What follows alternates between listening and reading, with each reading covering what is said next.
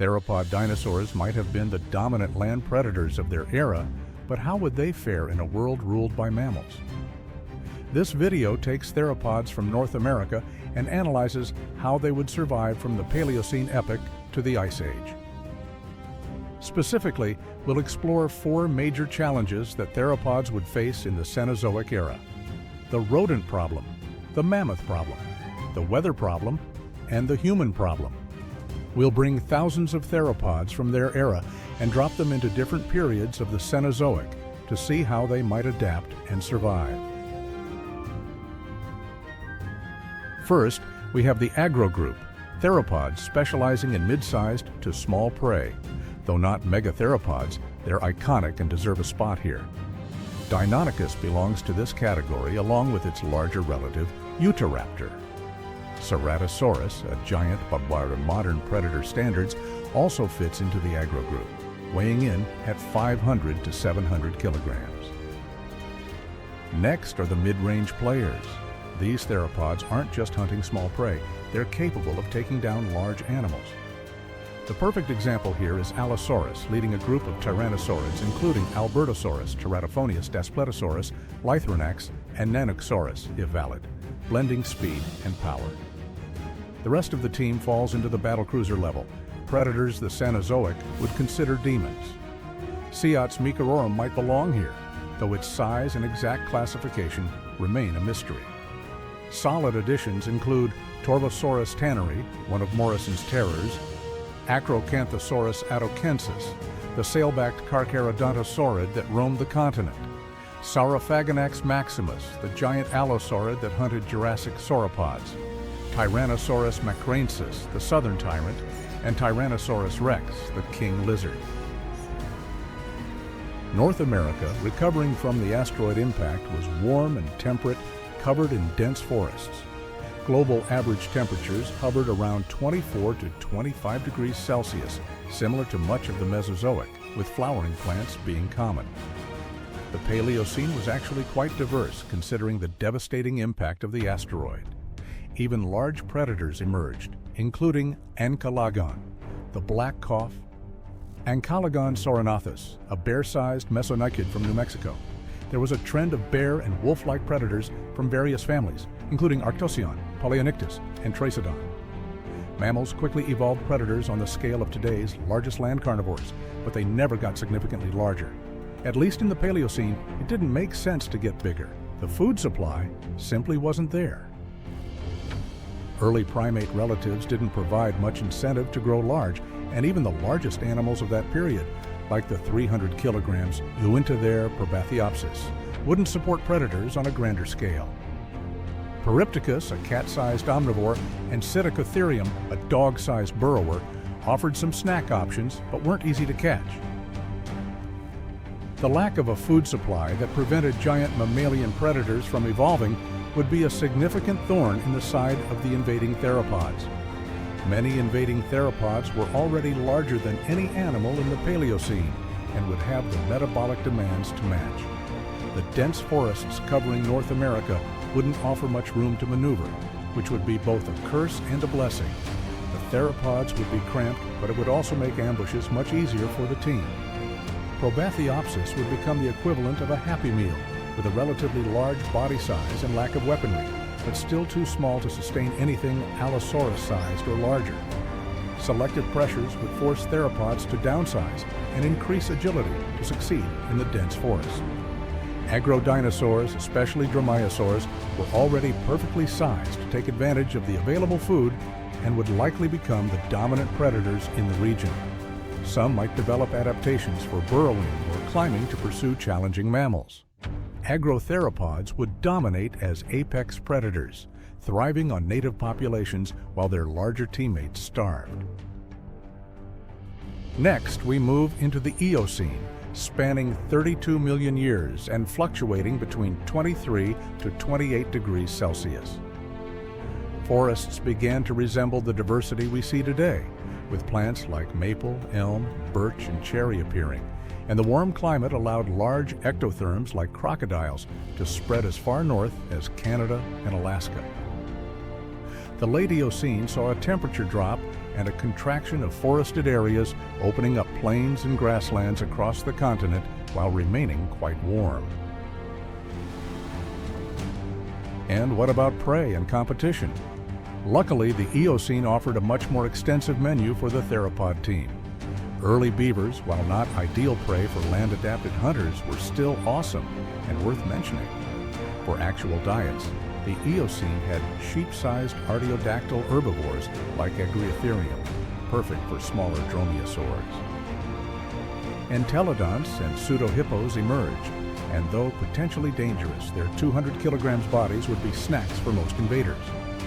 Uintatheres and Brontotheres, including Eobacilius, Uintatherium, and Megacerops, ranged from 2 to nearly 4 tons.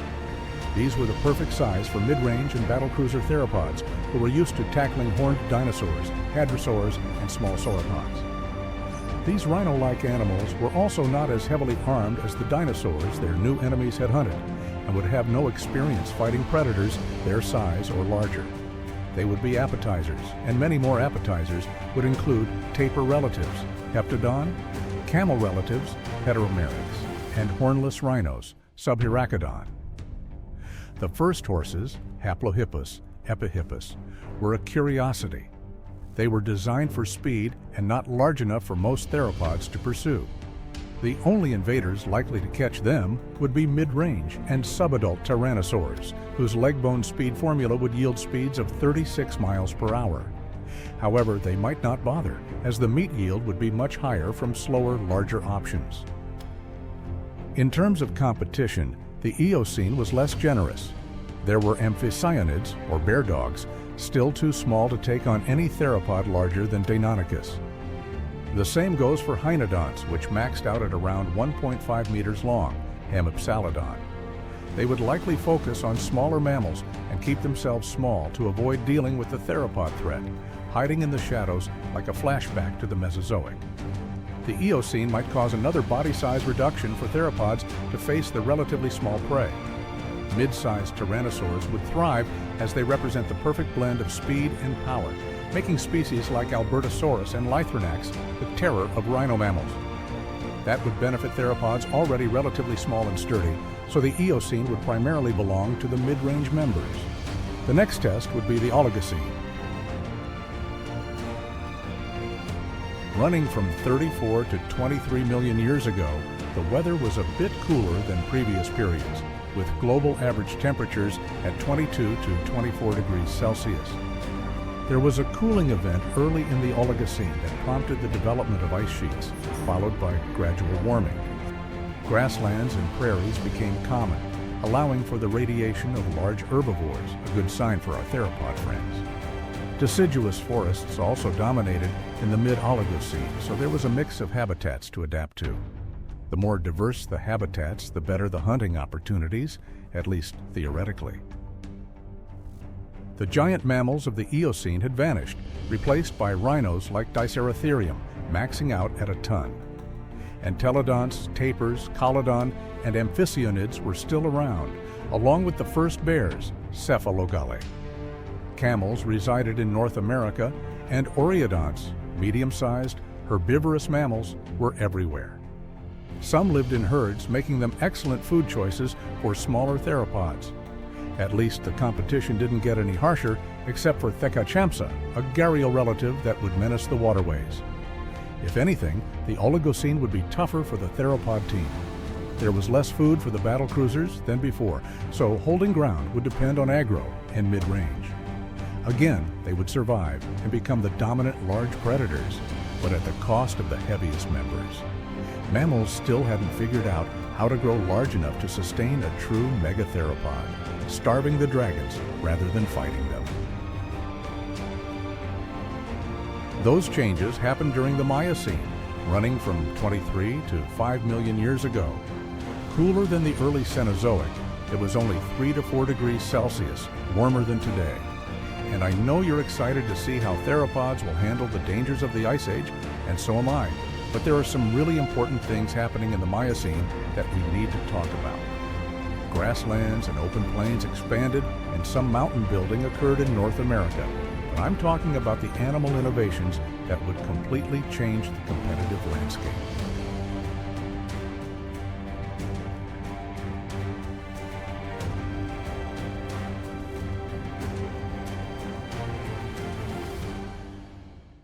What worked for mammals so far continued to work. Horses, camels, amphibionids, and rhinos were still thriving. Newcomers included the omnivorous Diodon shoshonensis, who has had plenty of time travel shenanigans on this channel, and giant ground sloths, Pliometanastes, 850 kilograms, Phenobadistus, 900 to 1,060 kilograms. But we need to talk about the two biggest obstacles I mentioned at the start of the video, the rodent problem and the elephant problem. First, let's talk about the rodent problem. Genetic evidence points to muroids, the family that includes modern rats, migrating to North America during the Miocene. How would theropods handle these small, fast-breeding mammals eating their eggs and young? While giant reptilian predators are certainly a threat, if you prevent them from growing up in the first place, they never get the chance to solo your ecosystem. It's the whole baby Thanos thing, but with dinosaurs. As Smithsonian writer Riley Black pointed out, this could and probably did happen in the Mesozoic. While we don't yet have direct fossil evidence of mammals or other egg eaters attacking dinosaur nests, we know that small mammals like Repenomamus attacked and ate juvenile Psittacosaurus and didn't attack adults. Egg-stealing opponents are nothing new to theropods. Eutriconodonts and triconodonts, early mammals closely related to eutherians, were common in the Jurassic, ranging from the size of a rat to a possum, Gobiconodon, Jugulator, Simalames. And studies show that dinosaur diversity didn't decline significantly before the KPG extinction. While placental mammals had evolved by the late Cretaceous, there was no apparent impact on dinosaur success due to their existence. The best modern analogs for this obstacle are crocodiles, including the American alligator. They are giant reptiles that are still widespread and successful, despite the constant presence of both native and invasive rodent species. Today, there are over 1 million alligators in Florida, despite the existence of egg-eating mammals. Parental protection of eggs and nests is an observed behavior in crocodiles and likely a common behavior in theropods. While some cases of egg damage are inevitable, this was hardly an existential threat to theropods as it's often portrayed. At the other extreme are the elephants, with all the problems that large, intelligent, and social herbivores can represent. Miocene North America ups the ante with players like the shovel-tusked Amebelodonts, Amebelodon. Gomphotheres join the roster, long-jawed elephants ranging from 3 to nearly 5 tons, Eubelodon, Gnathobelodon, Gomphotherium. However, most fearsome was the giant American mastodon. It averaged 8 tons with a theoretical maximum of up to 14 tons. African forest elephants would be the best analog to determine how these giant elephants would react to megatheropods, given their large body size and behavior. Would giant predators be effective against them, or would their strength and intelligence be too much? I took a lot of your opinions and thoughts into consideration for this section, so it's very detailed. Get ready. Elephants live in herds led by matriarchs, and these herds can number from 3 to more than a dozen individuals. Males will leave the group when they reach adolescence and either group with other young males or wander alone. They are the kings of modern Africa and tend to go where they want and do what they want. Who would stand up to a 6-ton beast with spears attached to its face? A lion? Please. Well, actually, while elephants are dangerous for lions to attack normally, it does happen. Solitary adult lions can take on elephants twice their size. Some prides even specialize in killing elephants. The pride at Choba National Park killed 74 elephants between 1993 and 1996, and adult elephants, rare though it may be, are still not off the menu. They hunted so many elephants that gentle giants accounted for up to 20% of their diet. A 2009 study found that nearly 40% of elephants at a watering hole chose to flee the area when multiple lion calls were played over a loudspeaker, and over 20% fled from the call of a single lion. Clearly, they recognized the danger to both themselves and their young. Lions had been recorded taking down fully grown adults. Of course, it goes both ways. When lions are not actively hunting, Groups of elephants can disperse entire prides. Mothers stand on the outside in a defensive barrier with the young in the middle, and the matriarchs will charge pride members even if the cats are not being aggressive. Their priority is to prevent attacks and protect the young. While they are the most powerful animals in Africa today, they know they are not invincible. However, bull elephants fully believe they are the most dangerous creatures to ever walk the planet. They are highly aggressive, at least partly due to the pain from swelling temporal glands on their faces, and will attack other animals without provocation. They emit deep rumbles as a warning to other bulls, and these rumbles can be felt from up to 6 kilometers away. When they meet, they often fight and can even break their tusks in the process. They will battle by locking tusks and swiping up and down, pushing each other back and forth until one gives up and runs. A skull wound would be catastrophic. Their skulls are actually thin and filled with honeycomb-like air pockets, making it far more vulnerable to damage than it appears. Elephants may be physically powerful, but their brains are also highly developed. They form strong social bonds and even understand death and mourning, becoming depressed when family members die and visiting grave sites for years afterward. When you have so few young, it makes sense to invest everything you can in them. Female elephants generally give birth every 4 years and typically have only 4 to 5 calves throughout their lives. Mammoths and mastodons may have been similar. As mentioned earlier, the elephants that theropods would encounter ranged from 3 to 8 tons plus over many taxa. We would see niche partitioning based on prey body size among the invading theropods. Larger mid-range players like Daspletosaurus would go after the smaller ones, like Eubelodon. For the mid-sized proboscideans, heavier hitters would be needed. Acrocanthosaurus and most Saurophagonix would attempt to hunt Ambylodon and Gomphotherium, but might also punch above their weight class, the way we see modern elephants taken down by animals half their size. The largest Saurophagonix individuals would not object to trying their luck with the giant mastodons, especially since Saurophagonix has only been found in groups. 30 lions are required to take down a single adult elephant today, and a 5-ton Saurophagonix weighed the equivalent of 20 large male lions. It seems that if they hunted in packs or participated in group hunts, they would be comfortable with their food options. But the crux of the battle would be the conflict between the American mastodon and Tyrannosaurus, the heaviest hitters on their respective teams. This would determine how the invasion proceeds from here on out. So let's analyze their physicality and then their contrasting behaviors. The two giants are similar in size, with the mastodon averaging 8 tons and maxing out at 14. We don't have enough well-studied specimens to calculate the true average of Tyrannosaurus rex. T. macraensis is a dental species, so who knows.